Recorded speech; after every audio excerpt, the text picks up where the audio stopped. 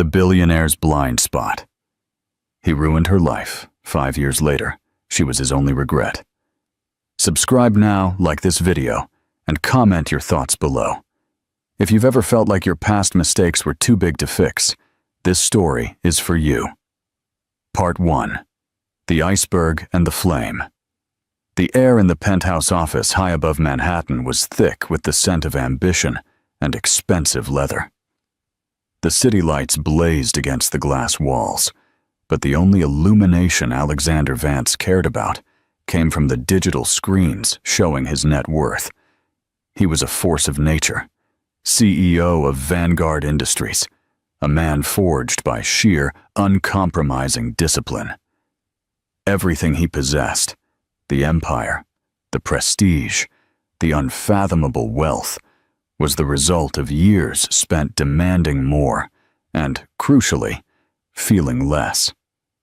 Emotion was for the weak, he'd told himself, for those who couldn't control their desires. He was the controller, the one who issued commands, not the one who surrendered to feeling. Yet, a fissure had begun to crack the armor, starting the moment Juliet Hayes entered his life. She was an unexpected calm in his manufactured storm. Juliet was the kind of woman who genuinely smiled at strangers and looked at people as if she saw the depth beneath their perfectly curated surfaces. Initially, she was just another name on his payroll, a brilliant marketing executive, until she became something else. There was a disarming grace in her presence, a way she challenged him without fear, without pretense. For a man obsessed with order, she was chaos draped in silk. It started subtly, her light laughter echoing down the hall after a late meeting, the way she could effortlessly dismantle his arguments during a board discussion, the feeling that his normally cold, sterile office softened whenever she was there. He rationalized it, calling it a temporary distraction, a passing whim. It wasn't. She became the one person who could quiet his racing mind, who made him put down his phone and forget about stock numbers and deadlines. Then she told him she loved him. Alexander didn't know what to do with that. He didn't believe in love. It wasn't logical, it wasn't measurable, and it certainly wasn't secure. He tried to tell her this once, but the words caught in his throat like a confession he wasn't prepared to make. So, he did what he always did when something terrified him. He buried it. When she told him she was pregnant, it felt like the floor had disintegrated beneath him. His mind was instantly flooded with questions, all practical, none emotional. The sensation wasn't joy. It was a raw, clawing panic that tore at the edges of his control. He remembered sitting behind his desk, staring at the numbers on the screen, only half hearing her voice tremble. "I'm going to keep the baby." He didn't move. He just looked at her, cold and silent, his mind already spinning with the implications. His reputation, the media, the complications. "You'll have the child, and you will regret it," he finally said, his voice so quiet it sounded mechanical. Her eyes widened, the pain flashing like lightning, but he didn't stop. "I don't want any part of this. Don't call me again." He walked out. He didn't look back, refused to let himself see her collapse. The elevator doors closed, and for a fleeting second, his chest tightened, but he immediately dismissed it as anger. He convinced himself she would get over it, that it was better to end things before they became a complete disaster. It was easier to believe that lie than to admit the terrifying truth. For the first time, someone had touched a part of him he couldn't control. That night, he poured a drink and stared out at the city, the view that always brought him comfort. It failed him. The lights seemed colder. The silence of the penthouse felt heavier. He kept hearing her voice in his head, soft and shaky, yet strong enough to linger. "You'll see, Alexander. One day you will understand." He drank until the words dissolved into the hum of the city below. Meanwhile, Juliet sat alone in their shared apartment, her body shaking with silent sobs. Her mind reeled between disbelief and terror. She pressed a hand against her stomach, whispering that everything would be fine, that she didn't need him. A part of her wanted to hate him, but another part couldn't. Love doesn't always vanish when it's broken. It lingers like smoke, impossible to breathe, yet hard to forget. That night, she packed a single small bag and decided to leave the city. She couldn't stay surrounded by reminders of him. She left behind everything: the apartment, her job, the life that had revolved around him, and took the first train to a town she'd never even heard of. Interactive question. If you were Juliet, what would be the single most important thing you'd pack to start your new life? Tell me in the comments. Part 2. The quiet harbor and the living regret. The small coastal town of Port Blossom, Oregon, was nothing like the glass and steel world Juliet had fled. Here, mornings began with the scent of salt and baking bread, the cries of gulls, and the soft chatter of people who still took the time to greet one another. It took months to feel safe, to stop looking over her shoulder as if Alexander's voice might suddenly echo behind her. She found a tiny apartment above a local bakery, a place with peeling paint and mismatched furniture. But it was hers. She initially took a job helping the baker, spending her days kneading dough and her nights watching the ocean, hand resting on her growing belly. When Leo was born, the world shifted into color. She remembered the first time she held him, his small fingers curling around hers like a promise. His eyes, that same striking blue she could never forget, both hurt and healed her heart simultaneously. That was the moment she realized she didn't need Alexander, not his approval, not his money, not even his apology. All she needed was this child who looked at her as if she were his entire world. She named him Leo because it meant lion, and he became exactly that. A reason to keep living when everything else felt lost.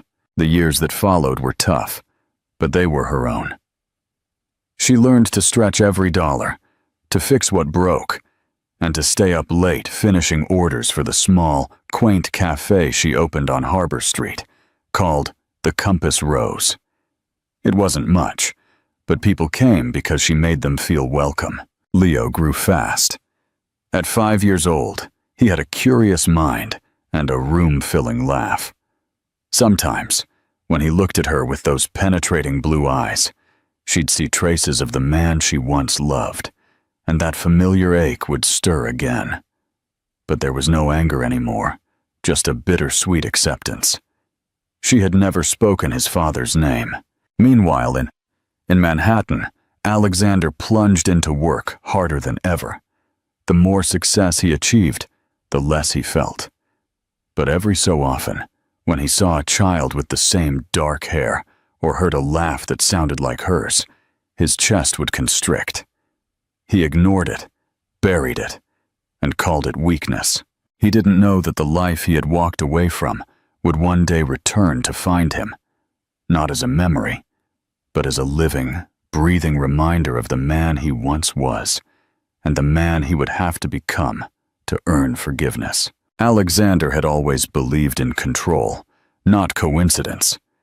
Everything in his life had been the result of careful calculation. Yet, when his company began scouting expansion locations, and the name Port Blossom appeared on the proposal, he felt a strange, unexplained flicker of hesitation. It was a strategically perfect market, but something in his chest tightened when he first said the town's name aloud. He didn't consciously recognize it, not yet. But deep down, it stirred a memory he had buried years ago. He approved the project instantly, convincing himself the unease was weakness. He arrived in Port Blossom on a rainy Tuesday. The simplicity of the town unsettled him. There were no skyscrapers, no frantic noise of ambition. The air smelled of sea salt and rain, and everything felt too quiet. For the first time in years, he didn't feel powerful here. He felt small. His assistant had booked him dinner at a local spot. He almost refused, but the silence of the hotel room became unbearable, so he went. He didn't know that this simple choice would change everything. The cafe, the Compass Rose, was smaller than he expected. It smelled of vanilla and coffee. He stepped inside, shaking rain from his tailored coat, and found a seat near the window. His attention was immediately drawn to a small boy at the back table. The child was drawing on a napkin with a red crayon, his tongue slightly sticking out in concentration. His hair was dark, his features delicate. And when the boy looked up, Alexander froze. Blue eyes, not just blue eyes, his blue eyes. His breath caught in his throat. His fingers clenched the coffee cup until the porcelain almost cracked. The boy turned away, oblivious. But Alexander's gaze was locked, unable to comprehend the sharp, unfamiliar ache in his chest. Then he heard a voice, soft, familiar, and achingly real. Juliet emerged from behind the counter, carrying a tray, her brown hair loosely tied back, her green eyes shining softly under the cafe lights. Juliet. The world tilted.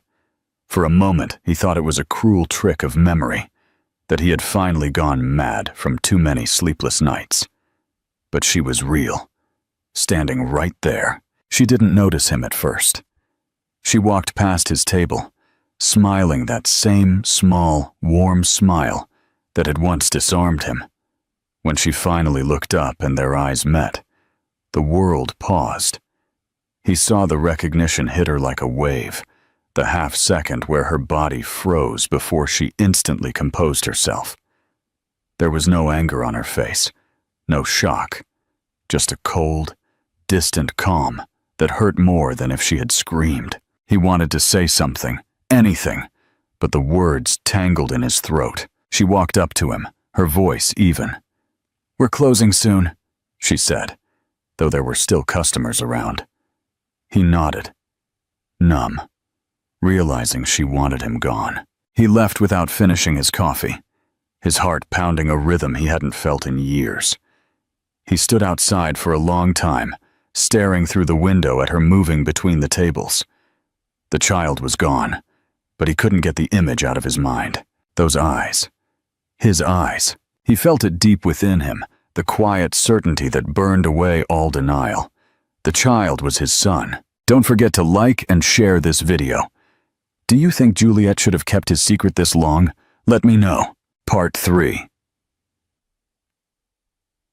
The battle for forgiveness. Alexander didn't sleep that night. He tried to convince himself he was mistaken, that the resemblance was just a trick of guilt. But then he remembered her face. She hadn't looked surprised.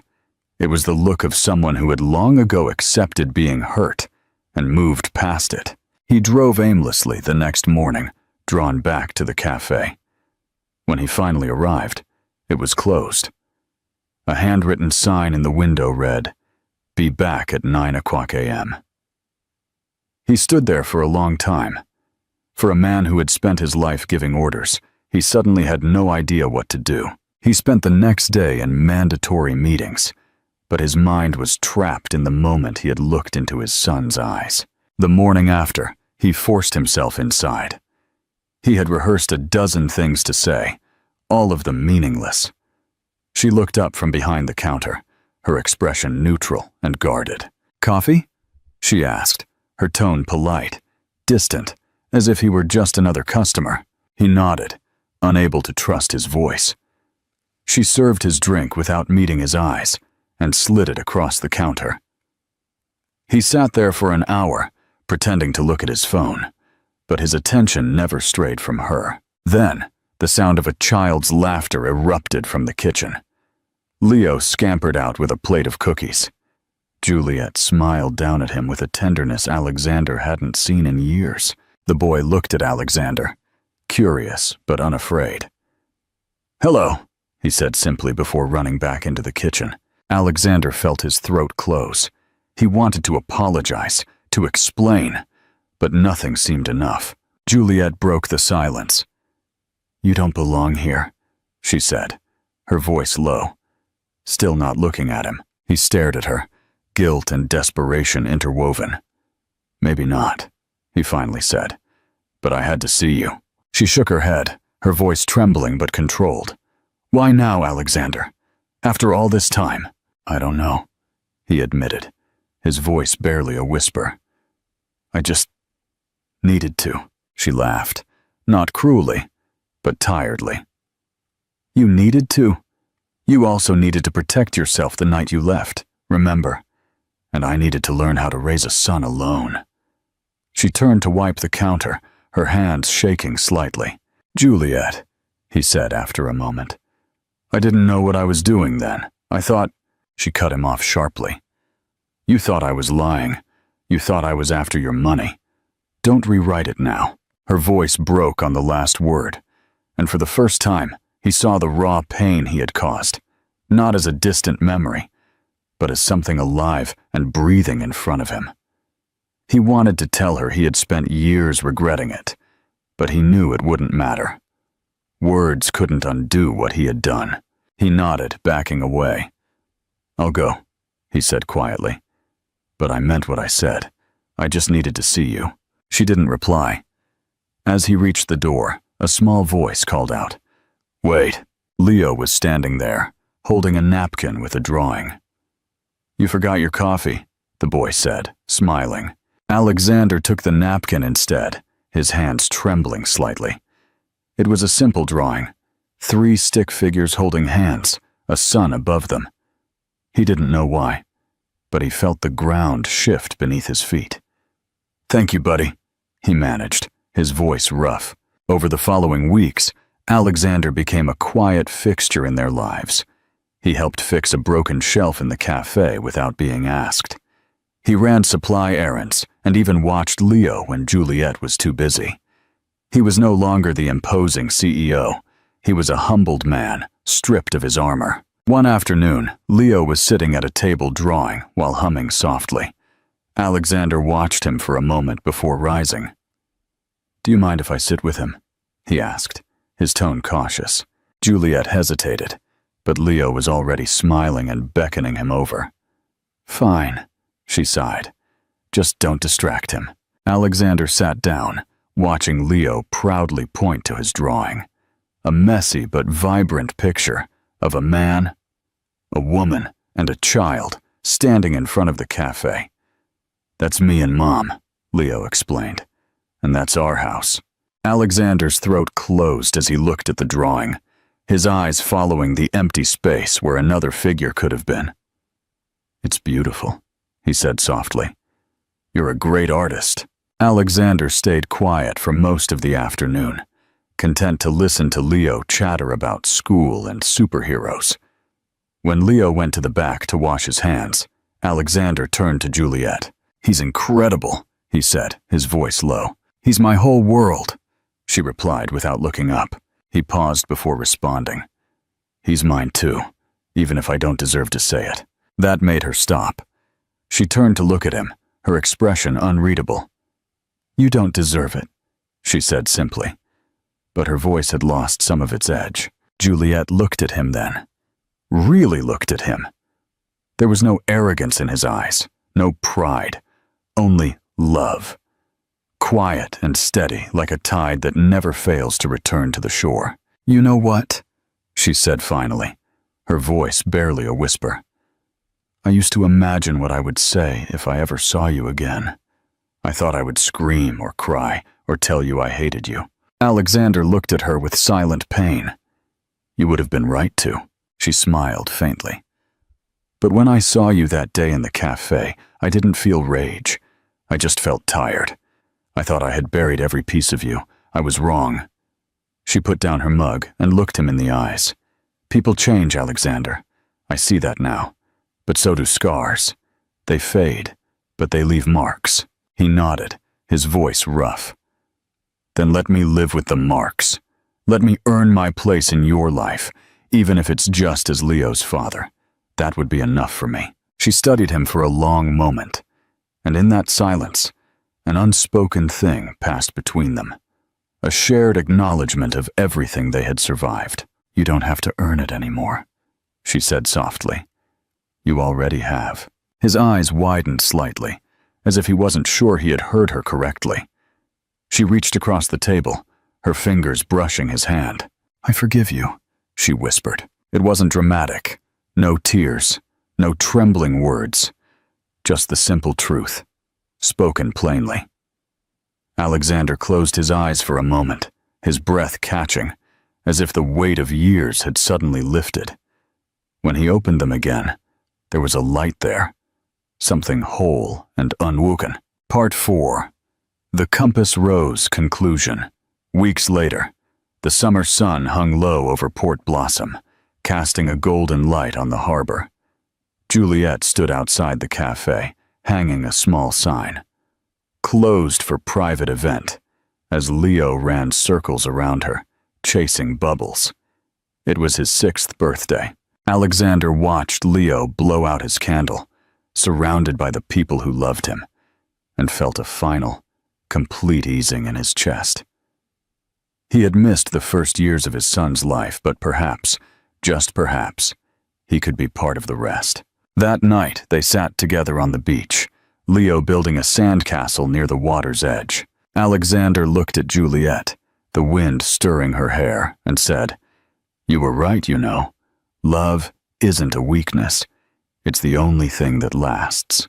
She turned to him, smiling faintly. "It always was. You just had to learn it the hard way." He chuckled, his eyes never leaving hers. "I think that was the only way I could have learned." She leaned against him then, not as a woman giving up, but as someone who was finally allowing herself to rest. As the waves rolled in and Leo's laughter filled the air, Alexander wrapped his arm around her. The man who once believed he had everything finally understood what it meant to have enough.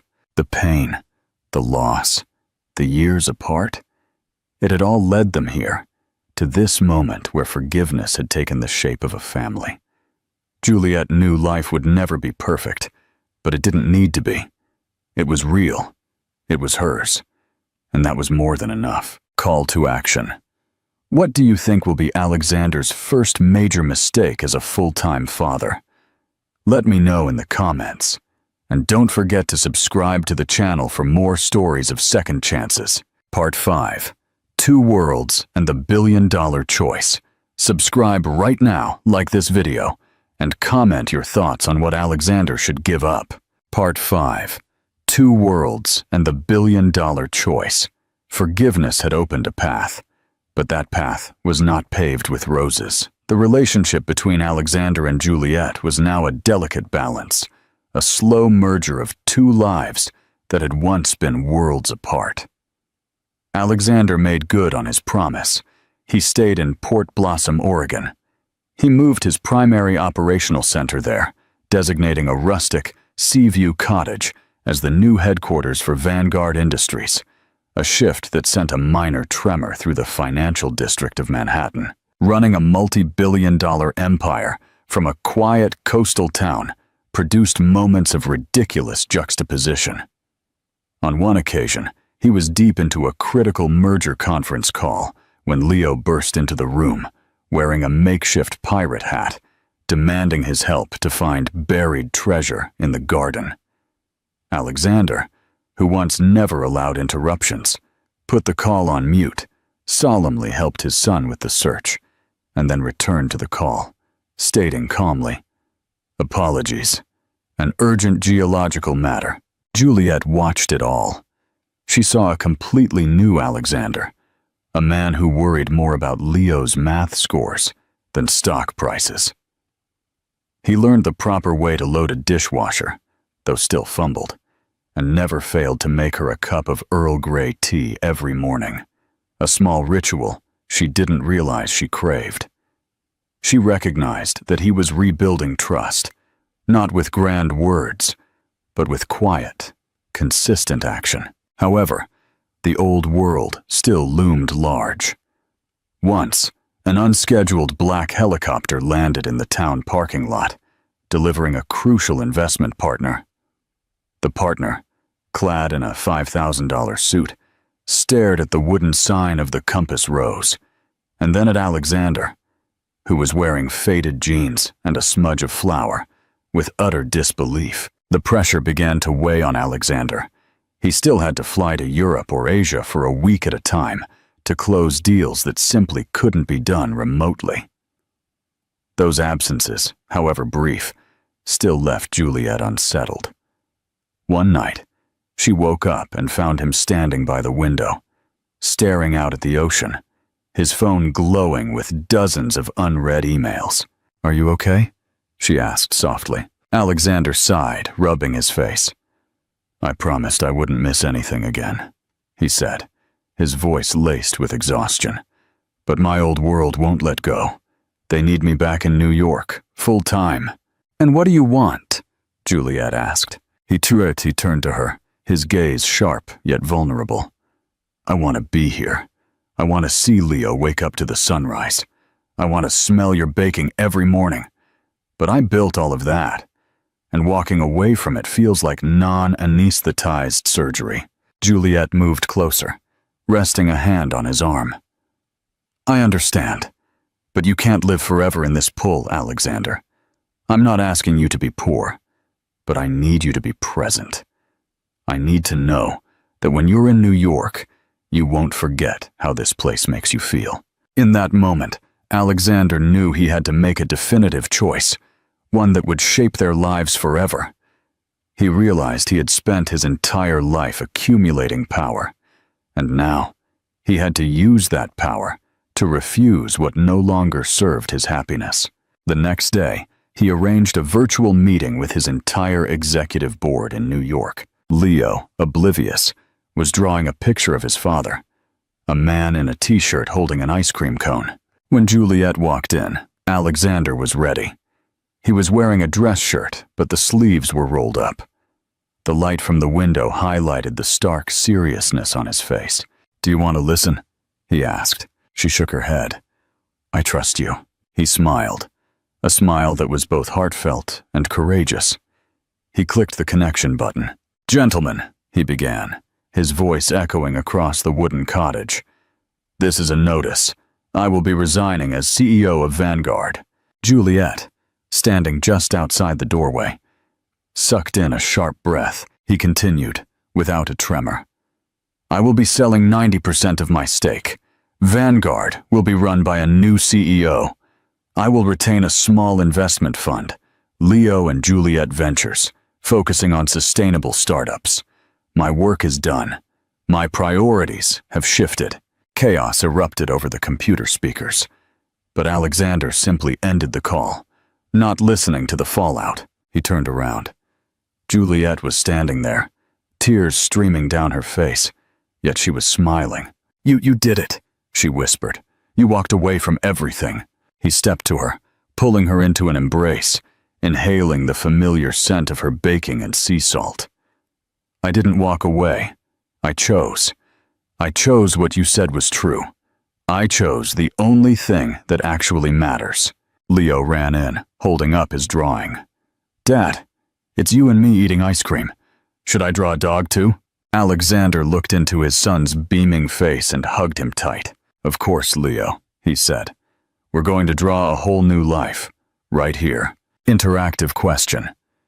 If you were running Vanguard, how long do you think Alexander will stay away? 1 year? 5 years? Or forever? Tell me in the comments. Call to action. Alexander and Juliet's story has reached an amazing turning point. Subscribe to the channel and like this video to catch. Part 6. Flour, the Sea, and New Currents. The financial world reeled from Alexander Vance's decision, calling it everything from a nervous breakdown to a sudden spiritual awakening. In Port Blossom, however, life simply shifted into a new, comfortable rhythm. The cottage by the sea became a home filled with the sound of laughter and the smell of fresh coffee, rather than the sterile silence of a Manhattan penthouse. Alexander now spent his mornings doing the school run with Leo, navigating parent-teacher conferences, and occasionally struggling with a clogged sink. He had traded boardrooms for baking sheets. His new office was a small, sunny table at the back of the Compass Rose, where he managed his boutique investment fund, Leo and Juliet Ventures, pouring his intellectual energy into sustainable technology and local development. But the biggest adjustment was the small, practical world of the cafe. One particularly busy Saturday, Juliet was overwhelmed. A large group of tourists had descended upon them, all demanding lattes and fresh pastries. Alexander, wearing an apron over his casual clothes, instinctively stepped behind the counter. "I'll take orders," he announced, with the crisp authority of a man leading a Fortune 500 company. He was fast, efficient, and precise, but lacked the gentle warmth that defined the Compass Rose. A local, Martha, a kind but notoriously slow-moving customer, approached the register. "Good morning, Alexander," she drawled. "I think I'll have my usual, a caramel macchiato, but with extra foam. And make sure it's not too hot, but not too cold. And can you use the almond milk from the blue carton? Not the red one." Alexander, who was used to dealing with multi-million-dollar negotiations, stared blankly. He opened his mouth to explain that they had only one type of almond milk. Juliet smoothly stepped in, placing a calming hand on his arm. "Morning, Martha," Juliet chirped. "I'll handle this one. Alexander, can you please take this stack of trays to the back and count the inventory?" Alexander, momentarily chastised, nodded. He was learning that the delicate art of customer service was far more complex than corporate strategy. Interactive question. If Alexander had to choose a new job in Port Blossom that didn't involve finance, what would he be best at? Fishing boat captain, high school economics teacher, or local mayor? Tell me your choice in the comments. His quiet, constant presence was the new foundation of their relationship. After closing the shop, they would sit together, watching the sunset, discussing their day. It wasn't about mergers or acquisitions. It was about the cafe's finances, Leo's latest obsession with space, or the leaky roof. One evening, Juliet confessed a long-held dream. "I want to expand the cafe," she said, looking out at the dark harbor. "There's a small property next door, an old bookstore. I could turn it into a dedicated bakery kitchen and a proper seating area. But I don't have the capital for the property acquisition and renovation." Alexander was instantly energized. This was a problem he understood. "I can fund it," he said immediately. "It would be an investment from Leo and Juliet Ventures. We can draft the business plan tomorrow." But Juliet hesitated. "No, Alexander, not like that. I don't want your money to be the foundation of this. I want us to build this together, truly together. I want to earn the loan, run the numbers, and prove the concept. We are partners now, not a rescue project." He looked at her, seeing the fierce independence that had allowed her to build this beautiful life alone. He smiled, his eyes full of respect. "You're right," he said. "Let's run the numbers. Let's make it a proper business pitch. You can start by presenting your initial proposal to the CEO of the fund." "Me." Juliet laughed, a genuine, joyful sound he loved more than any market bell. "Deal, Mr. Vance. I expect a formal prospectus on my desk tomorrow morning." The following weeks were a flurry of activity. They worked side by side late into the night. Alexander created sophisticated spreadsheets, while Juliet meticulously calculated the cost of new mixers and ovens. He respected her vision, and she welcomed his structural expertise. It was a partnership based on mutual purpose, a foundation stronger than any previous romantic whirlwind. Their greatest joy, however, was Leo. He was thriving with a present father. One afternoon, Alexander walked into the kitchen to find Leo sitting on the floor, holding a small toy airplane. "Dad," Leo asked, looking up with his striking blue eyes, "did you miss me when you were rich?" The question hit Alexander with the force of a physical blow. He crouched down, meeting his son's gaze, his heart aching with the honesty of a child. Leo, he said softly, pulling his son into a tight hug. When I was rich, I thought I had everything. But I was just living in a very cold, quiet house. I didn't know you existed, and that was the biggest hole in my life. Now that I've found you and your mom, I know the truth. I wasn't rich. I was just empty. I missed you before I even met you, buddy. Leo hugged him back, seemingly satisfied. Okay, now can you help me find my real plane? The one you gave me doesn't fly very high. Watching them, Juliet, who had been listening from the doorway, felt a final layer of ice melt away from her heart. The wounds were still there, but they had scarred cleanly. The man standing before her was truly and irrevocably changed. She stepped into the room, her hand brushing Alexander's shoulder. I think it's time we build something permanent, she whispered, a double meaning in her words that went far beyond the cafe expansion. Alexander looked at her, understanding the magnitude of her statement. He reached out, taking her hand and the hand of his son. The three of them stood in the warm kitchen, surrounded by the smell of yeast and hope. The sea breeze carried the distant rhythmic sound of the waves crashing against the shore, a constant reminder that even after the wildest storm, the tide always finds its way back home. Part 7. Breaking ground on love, opening the future. Juliet's words, I think it's time we build something permanent, had cast a powerful stillness over the kitchen. It wasn't just about expanding the cafe. It was her most profound invitation to Alexander to shape the future with her. The next morning, Alexander, director of the Leo and Juliet Ventures Fund, received a business plan. It was thick, meticulously detailed, and thoroughly professional, yet tied with a small red ribbon. Juliet had stayed up all night to complete it, translating her dream into tangible figures. She began her presentation, standing across from him in the living room. Alexander sat down, put on his glasses, and listened with absolute seriousness. Mr. Director, she began with a mischievous smile, the Compass Rose 2.0 project is more than just a bakery. It's a community hub, a stable supply for the town, and an opportunity to double revenue in 3 years. I've calculated the cost of remodeling, equipment purchase, and working capital. I require a loan of $450,000. The interest rate, we can negotiate later. Alexander flipped through the pages, impressed not just by the diligence, but by the blazing passion in every line. This was not a woman who needed rescuing. This was a partner. He closed the plan, pushing his glasses up. The proposal is very convincing, Juliet.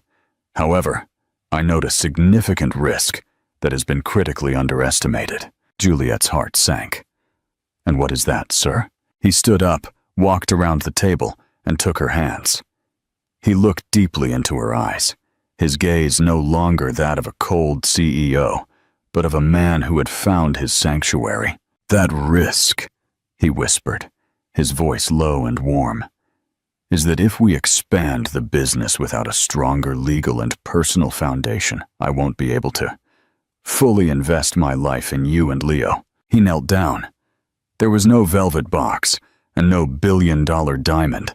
He had sold all of those. Instead, he pulled out an old polished key, engraved with the numbers 101B, the key to the old bookstore next door that she wanted to buy. Will you marry me, Juliet? He asked. Join me, not in building an empire, but in building a home, an enduring family. Help me turn this key into the key to our future. Will you embark on this permanent project with me? Juliet was speechless. Tears welled up. She realized that this moment, with the rustic key and the heartfelt promise, was worth more than $1 billion. Yes, Alexander, she choked out. Absolutely, yes. He slipped the key onto a delicate silver chain and placed it in her hand. They embraced, the moment serving as the final, absolute close to their decade-long separation. Interactive question. If Alexander could invite only one person from New York to the wedding, who should it be? The partner who arrived by helicopter, or Vanguard's former head of press? Comment your choice now. 2 weeks later, the signing of the old bookstore was complete.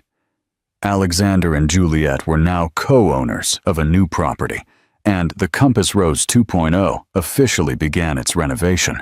While measuring the wall separating the old cafe from the new space, Alexander's phone rang. It was an unignorable New York number. David Chen, the new CEO of Vanguard. Alexander. David's voice was tense. I know you're in Oregon, but a major partner wants to buy up your entire beach area for a high-end resort development. They know you are the only one who can influence the town. They are willing to pay you a massive fee to fly back, just to broker this one deal. Alexander looked out the window, where Leo was diligently building a sandcastle. Juliet standing by his side, her face radiant. He turned back to the measuring tape in his hand. David, he said, his voice cold and final. I'm busy. I'm measuring to build a new bakery kitchen. Inform your partner, Port Blossom is not for sale, and I am no longer a man for negotiation. He hung up and smiled at Juliet. Done, he said. We need to knock down this wall first. Their new life had begun. It was no longer a story of money, power, or regret, but a story of flower, the sea, and love, built on a steady foundation. One day at a time. Call to action. Everything is set for a happy ending. Subscribe to the channel and like the video to write the most romantic and meaningful final chapter for Alexander and Juliet. Part E8. The Tide Comes Home. The construction of the Compass Rose 2.0 became a metaphor for the reconstruction of their lives. Alexander traded his expensive suits for overalls, working alongside local contractors. He found a strange fulfillment in the manual labor, in building something tangible and enduring, knowing that the foundation was strong. Juliet ran the old cafe, managed Leo, and meticulously supervised the budget, proving to Alexander every day that she was the best business partner he had ever had. Their wedding was everything Manhattan was not: small, genuine, and held right on the beach at sunset, 3 months after his proposal. Juliet wore a simple, elegant dress, and Alexander wore a linen suit. Their only guests were Leo, who served as the ring bearer and chief sandcastle architect, and a few close friends from Port Blossom, like Nora the florist and Ben the fisherman. When the minister asked for the rings, Leo stumbled slightly, clutching the small silver band. He recovered quickly, but as he stood between them, he looked up at Alexander, his eyes wide and earnest. Dad, Leo whispered loudly, interrupting the vows. Are you going to stay here forever now? Juliet held her breath. Alexander knelt, ignoring the quiet gasp from their small gathering. He took Leo's small hand and looked him straight in the eye, those piercing blue eyes he now cherished. Yes, buddy, Alexander said, his voice husky with emotion. I am home, and I am not going anywhere. I promise. Leo beamed, satisfied, and the ceremony continued. The moment perfectly encapsulated their journey. It was always about Leo's certainty, Juliet's trust, and Alexander's commitment. The opening of the Compass Rose 2.0 was a town event. It was sleek, warm, and bustling, with the new bakery kitchen churning out pastries that quickly became legendary. Alexander officially became the cafe's manager of operations and finance, proudly wearing a clean white apron. He still managed his investment fund from the corner table, but now his biggest daily challenge was making sure the almond milk supply was sufficient for Martha's specific, complex order. He had learned that true power wasn't about controlling vast markets. It was about the small moments, the weight of Juliet's hand in his, the scent of yeast and cinnamon, and the way Leo ran into his arms after school. One quiet afternoon, as Alexander was sweeping the floor, Juliet watched him from the counter. He looked up, catching her gaze. There was no need for grand declarations. The quiet, constant love that flowed between them was a result of years of pain, distance, and, finally, profound repentance. Alexander Vance had once believed he was destined to conquer the world. But standing in a small coastal town, sweeping flour from the floor of a cafe named for a navigation tool, he realized his destiny wasn't to conquer, but to find his way back to his true north, his family. He had walked away from a life of calculated perfection, only to find real, messy, unconditional love. He had traded endless zeros in a bank account for one simple, single truth. He was no longer empty. Juliet smiled, a radiant, whole smile. She had been left with nothing but a promise and a broken heart, but she had built an incredible life from those ruins. The man who had once ruined her life by leaving had, 5 years later, redeemed it by choosing to stay. Alexander walked over to her, wiping his hands on his apron. He leaned down and kissed her, a kiss that tasted like sea salt and second chances. "The tide always comes back, doesn't it?" he whispered. "Always," she confirmed. "But it only stays when you choose to build your house on the shore." Meaningful conclusion, the final lesson. This isn't a fairy tale where the billionaire simply fixes everything with his money. This is a story about the true cost of regret. Alexander didn't buy his way back. He earned it by trading his power for vulnerability, his control for trust, and his ambition for presence. The most valuable asset he owned wasn't Vanguard Industries. It was the moment he knelt down on the beach and promised his son he would stay. Remember this: sometimes the greatest success is the empire you choose to walk away from, to build a simple, meaningful home. Call to action. Thank you for being part of Alexander and Juliet's journey. Subscribe to the channel and like this video to celebrate the happy ending of the Compass Rose family. What story should we